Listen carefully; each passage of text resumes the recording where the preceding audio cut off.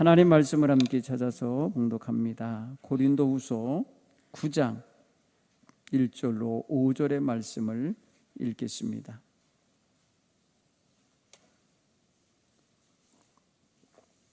고린도후서 9장 1절로 5절 말씀 읽겠습니다. 한 절씩 교독합니다. 성도를 섬기는 일에 대하여는 내가 너희에게 쓸 필요가 없나니 이는 내가 너희의 원함을 알미라. 내가 너희를 위하여 마게도냐인들에게 아가야에서는 1년 전부터 준비하였다는 것을 자랑하였는데 과연 너희의 열심이 펑 많은 사람들을 분발하게 하였느니라. 그런데 이 형제들을 보낸 것은 이 일에 너희를 위한 우리의 자랑이 헛되지 않고 내가 말한 것 같이 준비하게 하려 함이라. 혹 마게도냐인들이 나와 함께 가서 너희가 준비하지 아니한 것을 보면 너희를 고사하고 우리가 이 믿던 것에 부끄러움을 당할까 두려워하노라. 다 같이 그러므로 내가 이 형제들로 먼저 너희에게 가서 너희가 전에 약속한 연보를 미리 준비하게 하도록 권면하는 것이 필요할 줄 생각하였노니 이렇게 준비하여야 참 연보답고 억지가 아니니라. 아멘. 할렐루야. 오늘 이 저녁에는 자원하여서 연보하고 있는 이 고린도 교회를 위해서 주신 말씀을 함께 읽었어요. 저는 이 말씀을 묵상하면서 당시에 연보라고 하는, 지금으로 말하면 구제 헌금이에요. 이 연보를 하면서 연보를 억지가 아니라 자원함으로 기꺼이 할 수 있었던 그러한 힘이 어디서 나왔을까? 그걸 생각해 봤어요. 오늘 성경 이야기에 보면은 지역 이름이 두 개가 나오는데 마게도니아라는 지역하고 아가야라는 지역이 나옵니다. 지금 이 고린도 교인들, 이 편지를 받고 있는 사람들은 아가야에 사는 사람들이에요. 그런데 마게도냐에서 이 아가야 사람들이 1년 전부터 연보를 준비하여 가난한 예루살렘 교인들을 돕고자 준비했다고 마게도냐 사람들에게 자랑을 했다는 거예요. 사도 바울이. 마게도냐 사람들이란 누구냐면 데살로니가 교회와 빌립보 교회가 있는 지역이에요. 그러니까 아가야 지역은 조금 더 떨어져 있는 서남쪽으로 있는 고린도 지역이에요. 그러니까 지금 고린도 지역으로 보낸 고린도 후서를 우리가 읽었잖아요. 고린도 교인들에게 야, 내가 니네들 자랑을 여기서 했어. 이 마게도냐에서 했는데 마게도냐 사람들이 너희들의 소리를 듣고 분발하여서 열심을 내서 연보를 했다고 그러는 거예요. 그런데 자기가 자랑을 해놓은 이 교회가 정작 갔을 때에 준비가 안 된 게 보여지면 이 마게도냐 사람들이 함께 따라갈 텐데, 함께 따라갈 사람들이 보았을 때 준비 안 된 걸 보면은 내가 너희들을 자랑한 게 부끄러운 일이 되고 너희들의 다짐이라 말이 헛된 말이 되고 말지 않냐. 그래서 여기서 사람들을 보내서 가기 전에 내가 너희에게 먼저 편지하는 것은 너희로 하여금 1년 전에 말한 대로 준비되어 있기를 원한다, 이런 뜻이에요. 여러분 가만히 생각해 보세요. 오늘날 같이 매 주일마다 교회에 모여서 우리가 함께하는 그런 예배가 있는 상황이면은 아마도 사도 바울이 거기 목회하고 있는 상황이면 쉽게 일이 이루어졌을 거예요. 그런데 다른 지역으로 가서 몇 년 동안 순회하면서 전도하고 있던 상황이기 때문에 고린도 교회에 발을 들여놓은 지가 꽤 오래된 거예요. 그래서 오늘 가난한 성도들을 섬기고 돌보기 위한 연보를 준비를 미리 하도록 안내를 하고 있는 거예요. 사실 이것은 이해가 됩니다. 그렇죠? 이해가 돼요. 이쪽에서는 지금 막 실제 실행을 해서 지금 일을 진행했는데 저쪽은 지금 1년 전에 얘기해놓고 아직 실행을 안 했다 그러면 여기서 이 사람들이 가서 방문했을 때 얼마나 난처하겠냐는 거예요. 그리고 사도 바울이 이 사람들에 대한 자랑한 게 이 사람들한테 뭐랄까요? 거짓말이 되게 생기잖아요. 그래서 그러지 않도록 미리 준비해 놓기를 바라서 그렇게 한 거예요. 그래서 참된 연보는 억지로 하는 게 아니다. 참된 연보는 준비하여 하는 거다. 이런 가르침을 주는 것입니다. 저는 오늘 이 말씀을 읽으면서 이런 말씀을 생각했어요. 마게도냐 사람이나 고린도 사람이 저 멀리 있는 예루살렘 사람들을 위해서, 그 가난한 사람들을 위해서, 흉년이 들어서 먹을 것이 없는 그들을 위해서 헌금을 하려면 어떤 마음이 있어야 가능할까? 일면식도 없고 만난 적도 없고 누가 누군지도 모르는 상황에서 그렇게 하기가 쉽지 않잖아요. 이들이 그렇게 할 수 있는 유일한 공동의 어떤 끈아풀이라 그럴까요? 연결될 선이 있다면 그건 바로 뭐냐면 복음의 빚진 자의 마음인 거예요. 복음을 전해 주셔서 우리를 죄악 가운데 구원해 주시는 은총을 저 예루살렘 교회의 지도자들을 보내셔서 복음을 전해 준 것이 됐기에 그 감사거리가 거기서 찾을 수 있는 거예요. 사실 예루살렘 교회 교인들이 와서 봉사를 했습니까? 이들과 무슨 교제를 맺어서 도와줄 어떤 일가 친척과 연결되어 있겠습니까? 그런 것도 아니라고요. 그러니 고린도 교회가 기꺼이 이 섬기는 연보를 참여할 수 있는 길은 말만 떠버린 것이 되지 않고 정말 아름다운 연보가 되기 위해서는 구원받은 은혜에 대한 감사함, 사도를 통하여 계속적으로 돌봄을 받고 있는 은혜에 대한 감사함, 그리고 그들이 지금 믿음으로 은사 가운데 행동하며 살아가고 있는 이 모든 신앙생활 자체에 대한 감사가 있지 않고는 이룰 수가 없을 것입니다. 오늘 우리에게도 마찬가지죠.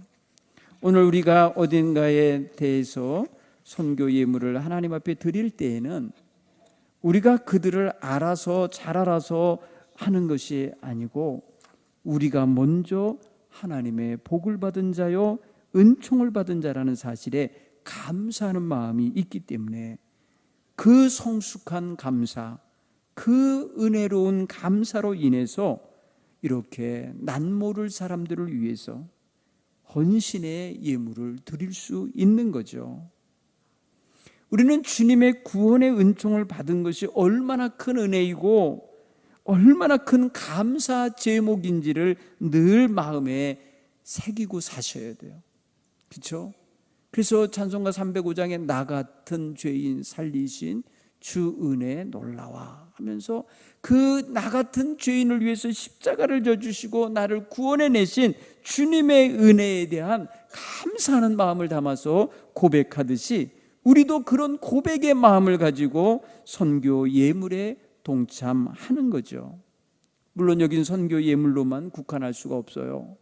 오늘 우리가 드리는 예물에는 봉사를 위해서도 쓰이고 교육을 위해서도 쓰이고 누군가를 구제하는 데도 쓰이고 선교를 위해서도 다 쓰이고 있기 때문에 어떤 예물이 됐든지 우리는 감사하는 마음으로 드릴 수 있어야 되겠다는 거예요. 하나님이 원하시는 것은 바로 이런 마음의 예물이에요. 그래서 출애굽기 35장 36장에 보면 하나님이 성막을 지으실 때에 하나님을 위한 성막을 지을 때에 꼭 조건을 하나 주셨는데 그게 뭐냐면 자원하는 마음과 감동된 마음이 있는 사람들의 예물만 받게 하셨어요. 억지로 내는 거 아니에요. 강제로 끌어낸 게 아니에요.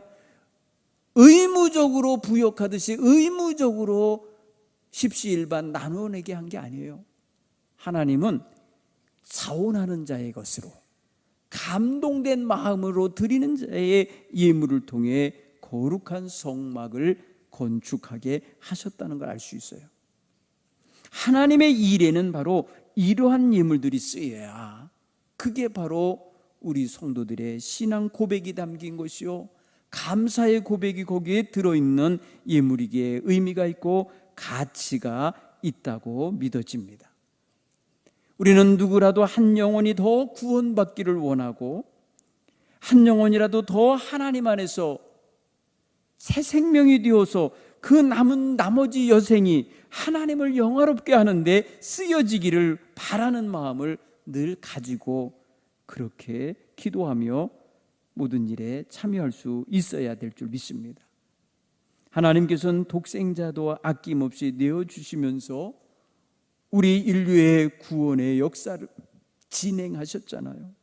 이 거대한 구원의 역사를 이루신 하나님의 일에 우리는 조그마한 마음가짐, 조그마한 정성을 가지고 동참하는 거예요. 그러니까 그게 얼마나 큰 일에 우리가 동참하는 것인지를 깨달아야 될 줄 믿습니다. 여러분, 서울 한복판에 흐르는 한강은요, 이 북한강과 남한강 지류, 더 작게는 아주 실개천에서부터 작은 물들이 모아져서 그것이 마침내 큰 강을 이룬 거예요. 한강은 큰 강이에요, 큰 강. 그런데 그 강에는 여러 마을에서 내려온 물이 다 모아진 거예요. 그래서 그것이 한강을 이루고 서해안으로 흘러 들어가서 많은 생명을 살려내는 물이 되고 있어요. 거기에 한 방울씩 한 방울씩 떨어진 물들이 모아진 거예요. 그렇게 생각해 보면 하나님의 구원의 역사는 큰 강과 같아요. 하나님이 이루시는 큰 역사는요, 마치 커다란 아주 유유유 흘러가는 강과 같이 그렇게 지금도 흘러 진행되고 있습니다. 따라서 거기에 우리는 기쁜 마음으로 한 방울의 물방울처럼, 하나의 물줄기처럼 동참하는 것이 의미 있는 거예요. 그게 바로 하나님의 일에 동참하는 거예요. 하나님의 선교에 동참하는 모습이 바로 그와 같은 것입니다. 따라서 우리는 하나님의 은혜와 하나님의 사랑과 하나님이 주신 놀라운 축복을 확신하고 그것을 바탕으로 내가 감사하지 않을 수 없고, 내가 하나님 앞에 나의 마음을 내어드리며 헌신하지 않을 수 없는 이런 열렬한 마음과 자원하고 감동된 마음들이 우리의 모든 성도들에게 자리 잡혀 있기를 간절히 바랍니다. 이것은 우리의 또 하나의 신앙 고백의 행위가 될 것입니다.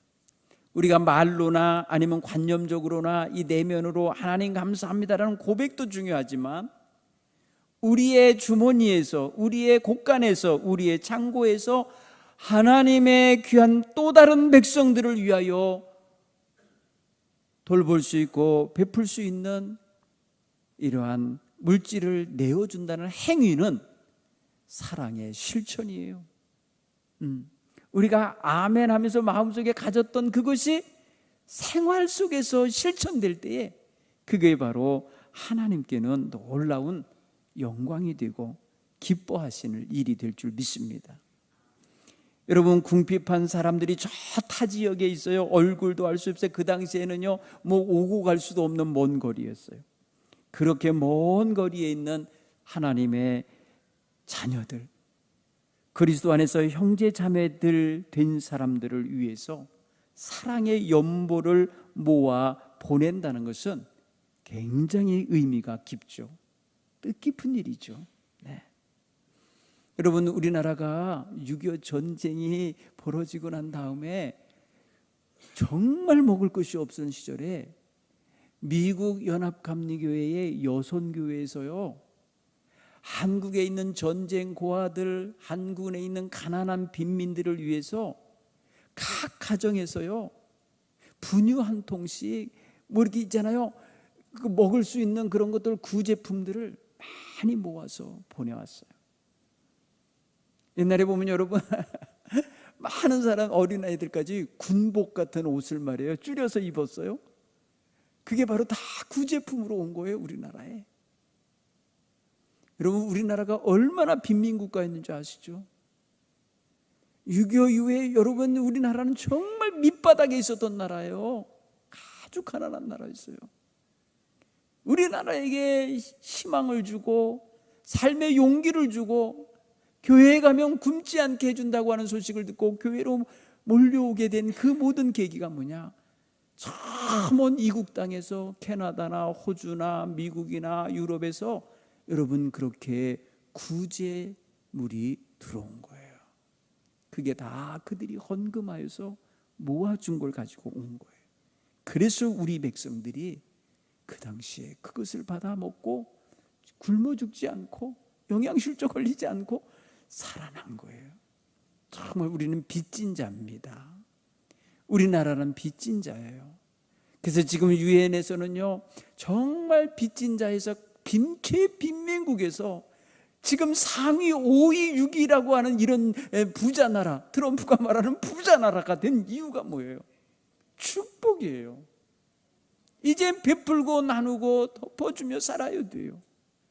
그걸 우리 교회가 실천할 수 있어야 돼요. 물론 지금까지 얼마나 많이 했는지 몰라요. 많이 하고 있어요. 그러나 오늘 우리가 주신 이 말씀을 가지고 이 성찬을 받는 날에 우리 마음에 받은 바 은혜를 무엇으로 갚으며 살까? 무엇으로 그것을 보답하며 살까라는 생각은 가져야 되겠다는 거예요. 그래서 하나님 앞에 부끄러움 없이 살고 싶은 마음 가질 수 있어야 돼요. 오늘 성경은 연보라고 표현했잖아요.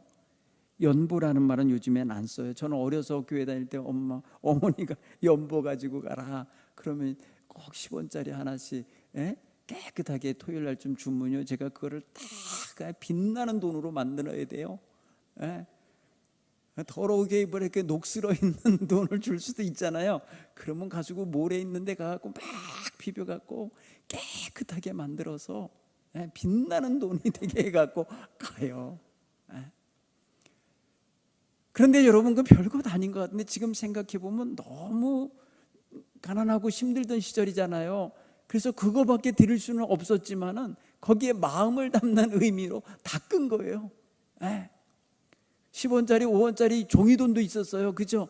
그거요 이렇게 분무기로 적셔갖고 그 숯핀 그 다리미로요 싹 다려서 그렇게 해서 가져다가 하나님께 예물을 드렸던 기억이 나요. 그런데 여러분 생각해 보세요. 이렇게 가난하던 나라가 지금은 다른 나라들을 부조해 주면서 도와주면서 살 수 있는 나라가 됐다는 것은 큰 축복 아닙니까? 이 축복은 바로 복음이 들어온 이후에 우리에게 주신 놀라운 하나님이 함께 하신다는 증거예요. 그러므로 오늘 우리는 이기적인 마음을 극복하고 하나님의 은혜에 감사하는 마음으로 이런 헌신과 이런 섬김에 기꺼이 동참하는 자세가 있어야 된다는 거예요. 여러분, 누굴 돕자 할 때에 인색한 마음 갖지 마세요. 예수님은 십자가에서 나를 도우시려고 자기 몸을 내주신 분이에요. 자기 생명을 내주신 분이에요. 그 주님을 믿는다고 하는 내가 이기적인 마음을 갖고 웅크려들고 있으면 안 돼요. 그런 사람은 죽을 때까지 웅크린 마음 갖고 있어 가난하게 살 수밖에 없어요. 여러분, 가난을 이기는 방법은 뭐냐? 가난하여도 베풀고 싶은 마음을 가져야 하나님이 그 그릇을 보시고 거기에 담아주시는 거예요. 나 하나 더 먹으려고 쌓아놓아봐요. 썩어요. 먹지도 않고 어딘가 넣어놓고 있다가 썩어버려요. 그러지 마시고 하나님의 은혜에 감사하는 마음으로 누군가 다른 사람에게 이것이 나눠지면 그에게 삶의 용기가 될 수 있고 희망이 될 수 있고 삶의 격려가 될 수 있다는 걸 생각하면서 함께 할 수 있는 이런 귀한 마음을 모두가 갖게 되길 바랍니다. 당시 예루살렘 교회는요, 기근이 그 지역에 심해 그래서 경제적인 어려움으로 인해 고통받는 사람들이 많았답니다. 그래서 교회에 밀려오는 사람들 중에 또 이방 지역에서부터 이렇게 고국 땅으로 돌아와서 사는 사람들, 집 없는 사람들, 이런 사람들이 많았다는 거예요. 이때 사도 바울이 이방 지역의 선교사로 다니면서 이방 지역이 풍요롭게 잘 사는 것을 보면서 그들의 그 높고 많은 그런 풍요의 일부를 저 멀리서 배고파하는 이들을 생각하면서 그들을 위해서 내어드리자고 이렇게 권면을 하는 거였어요. 여러분, 물질적인 기부를 넘어서 성도들 간의 사랑의 연대나 사랑의 표현이 교회에는 꼭 있어야 돼요. 특별히 이런 연보가 드려질 때는 연보가 자발적인 마음에서 드려져서 사랑의 마음에서 우러나와서 드려져서 선하게 쓰이는 모습을 우리가 목격할 수 있어야 돼요. 오늘날 사람들은요, 명분 있는 일에 자기의 돈도 준다는 거예요. 여러분, 아담 스미스라고 하는 사람의 경제 논리는요, 사람들이요 돈을 한번 가지면은 절대 자기 외에 안 내놓고 쓰고 싶어하는 그런 정신들이 있었다고 그러는데, 그게 틀렸다고 하는 증거가 뭐냐면요, 어느 할머니가, 김밥 할머니가 평생 김밥을 팔고 돌아가시면서 그 모아놓은 모든 재산을 다 모 학교에 장학금을 주고 가셨어요. 그 아담 스미스의 경제 이론은요, 사람은 합리적인 판단, 합리적인 관계 속에서 기브 앤 테이크, 이게 얼마니까 얼마 주는 거야, 이 정도의 관계 속에서 경제 활동을 한다는 거예요. 그런데 그렇지 않다는 게 증명된 게, 내가 아무것도 쟤네들에게 받은 게 없어도 내 모든 소유를 내어줄 수 있는 이 마음을 아담 스미스의 경제 이론은 그거를 간파하지 못하는 거예요. 이게 뭡니까? 이게 바로 그리스도인의 사랑이에요. 그리스도의 사랑은요, 어떤 경제 이론으로도 해석할 수가 없다는 거예요. 이게 여러분 뭐예요? 이게 바로 하나님의 백성의 삶의 모습이에요. 얼마 전에 후배 목사님이 저 경기도 제부도 근처에 하나의 식당을 하나 냈어요. 교회에서. 교회 옆에 건물을 짓고 그 교회 이름을, 성도님의 이름을 붙여서 아무개 권사님 밥집, 이렇게 밥상 이래갖고 상호를 걸고 장사를 시작했어요. 이유인즉슨 뭐냐, 그 권사님이 어느 날, 목사님, 우리 교회에 식당이 너무 낡아서 제가 죽기 전에 우리 교회 식당을 하나 짓고 싶어요. 그리고 헌금을 하셨대. 이걸 가지고 기도하시던 목사님이 그랬어요. 권사님, 이 돈을 꼭 식당을 짓는 데 사용하겠어요. 그런데 그 식당은 월요일부터 토요일까지는 교회가 안 쓰니까 월요일부터 토요일까지는 바깥 사람들을 위해서 장사하는 식당으로 할게요. 주일날은 우리 교인들이 먹는 식당으로 하고요. 그리고 월요일부터 토요일까지 그곳에서 상인 사람들이 먹고 가면서 벌어들인 그 식사값은요, 다 전도와 봉사와 이웃을 위해 쓸게요. 그랬다는 거예요. 여러분, 그래서 감리교회 한 권사님이 자신의 몸과 마음을 바쳐서, 그 농부가 뭔 돈이 있겠어요? 시간 나면 가셔서 뻘에 가서 조개 파서 이렇게 팔고 뭐 이러는 분들이라고. 그런데 그 가치를 무슨 경제 이론으로 해석을 하겠어요? 그렇죠? 이거는 그리스도의 사랑이 그의 마음을 감동하셔서 그로 하여금 그렇게 하게 한 거예요. 오늘 우리의 마음속에 정말 하나님의 뜻을 이루는데 회방하는 마음이 뭐냐? 그게 바로 이기주의예요. 탐욕이에요. 자기중심주의예요. 이거는요, 기독교 정신하고 전혀 맞질 않아요. 십자가 정신하고 맞질 않아요. 그러니 우리 마음속에 하나님이 받으신 은혜와 하나님이 주신 은혜와 사랑을 가지고 하나님께 뭔가를 물론 돌려준다고 한들 하나님이 받으시겠습니까마는 하나님 앞에 영광 돌리고 싶은 마음으로 우리가 활용할 수 있다면 그거는 어려운 이웃들을 돕는 모습으로 나타나야 할 줄 믿습니다. 이런 일에 우리 교회가 정말 복이 계속해서 순환되도록 만들어가는 이러한 역할을 잘 할 수 있어야 할 줄 믿습니다. 이렇게 할 때에 공동체가 살아요. 이렇게 할 때에 함께 어우러짐이 이루어져요. 이렇게 할 때에 그리스도의 역사가 놀랍도록 확장이 돼요. 그렇죠? 네. 놀라운 은혜가 있죠.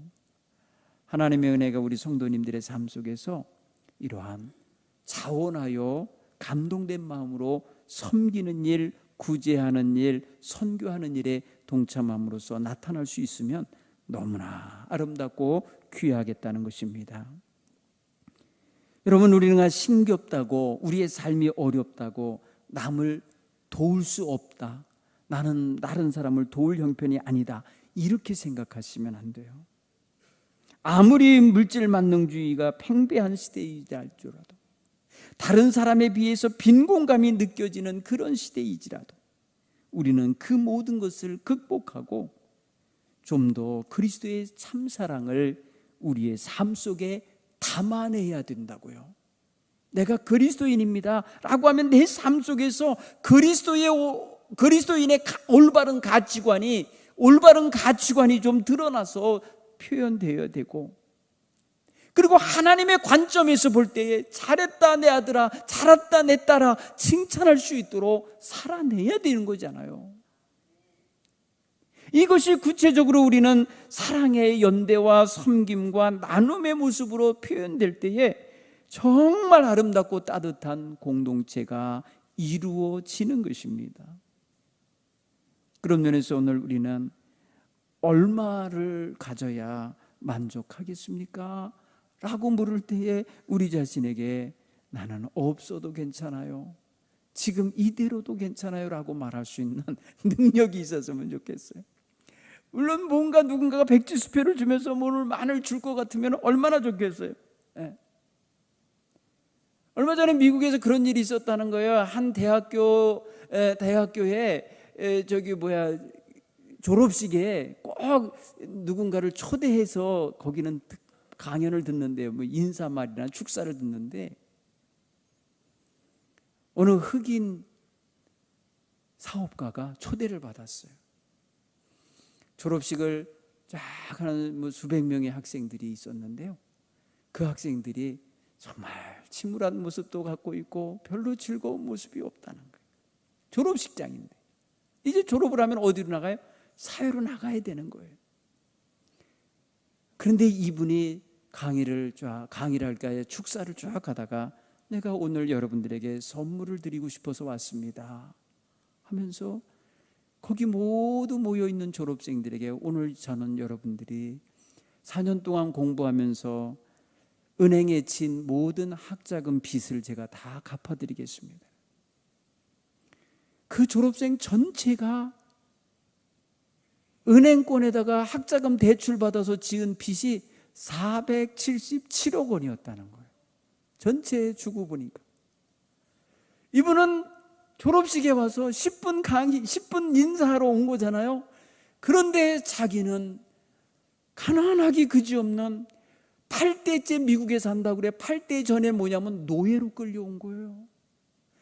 아버지 엄마가 노예로 끌려와서 그 땅에서 노예로 살면서 성장하면서 8대가 이루어진 지금 나는 이 땅에서 혜택을 받고 사는 사람이라. 나는 이곳에서 졸업하는 여러분들에게 내가 받은 복을 나눠드리고 싶습니다. 그러면서 그 모든 학생들, 어떤 사람은 1,000만 원이 넘고 어떤 사람은 3,000만 원이 넘고 막 그렇다는 거예요. 그런데 몽땅 다 갚아준 거예요. 참 멋있잖아요. 야, 그 사람 정말 그리스도의 사랑을 그렇게 멋지게 표현하는구나. 오늘 우리는 정말 누군가를 위해서 사랑을 실천하고 나서 와지는 그 기쁨, 누군가를 위해서 나를 희생하면서 드리고 난 다음에 와지는 그 놀라운 은혜, 이거를 많이 먹으셔야 돼. 이걸 많이 마시셔야 돼. 이게 우리의 음료가 되고 이런 것이 우리의 양식이 되어야 돼요. 이게 우리가 오늘 하나님 앞에서 회복받아야 되고 우리가 하나님 앞에서 꼭 민감하게 품어야 될 마음의 자세라 믿습니다. 우리는 주님의 희생 덕분에 구원받았습니다. 하나님의 한없는 희생적 사랑을 통해 독생자를 선물로 받았습니다. 그런 구원의 은총, 그 사랑의 은총을 받은 우리가 이제 우리 주님을 따르겠다는 마음가짐을 가지고 주님, 내가 할 수 있으면 최선을 다해서 주님과 함께 가는 길에 동참하기를 원합니다. 고백하실 수 있는 우리 이 저녁 되기 바랍니다. 여러분, 이기주의를 극복한 다음에 어떤 마음을 가져야 가능하냐? 따라서 할 거예요. 청지기의 마음. 청지기의 마음이 있어야 됩니다. 내게 주신 것은 하나님이 나에게 맡겨주신 것이다. 나를 통하여서 하나님께서 이렇게 일하라고 주인의 뜻을 알게 하시면서 그것에 적정하게 배정하면서 살으라고 맡기신 하나님의 것이다라고 하는 청지기 의식이 있기를 간절히 축원합니다. 하나님은 땅도 다스리시고 땅 안에 있는 모든 만물도 다스리시고 그 안에 있는 모든 금은보화도 하나님은 이 사람 손에서 저 사람 손으로 옮겨가시면서 지금 사용하고 계세요. 누구도 먹어치울 수 없어요. 누구도 가지고 갈 수 없어요. 누구도 그것으로 천년만년 자기만 위해 살 수도 없어요. 반드시 그 사람 손에서 다른 사람 손으로 가게 하고 계셔요. 이 모든 섭리를 볼 때에 우리는 아무리 우리 손으로 뭔가를 움켜쥔다 하여도 하나님이 오라 하시면 다 놓고 가야 될 사람들이에요. 다만 청지기로 사는 동안은 기회예요. 내가 청지기로 세상 사는 동안은 하나님 뜻대로 하나님의 영광을 드러내는 모습으로 살아낼 수 있는 기회예요. 그러니 우리 주님이 나의 삶 속에 동행하시고 나의 청지기적 삶을 더 잘 살 수 있도록 힘을 주시고 인도하시기를 소원하는 자세가 있기를 간절히 축원합니다. 오늘 이 밤에 성찬을 받으면서 주님, 나에게 구원의 은혜를 주신 거 감사합니다. 나에게 주님의 사랑을 전하며 나눌 수 있는 기회를 주신 거 감사합니다. 내가 사는 동안에 주변에 있는 사람들에게 행복을 전해주는 사람 되게 하옵소서. 기쁨과 위로를 주는 사람 되게 해주옵소서. 기도할 수 있는 그런 마음가짐으로 성찬을 받기를 간절히 축원합니다. 기도하겠습니다. 하나님,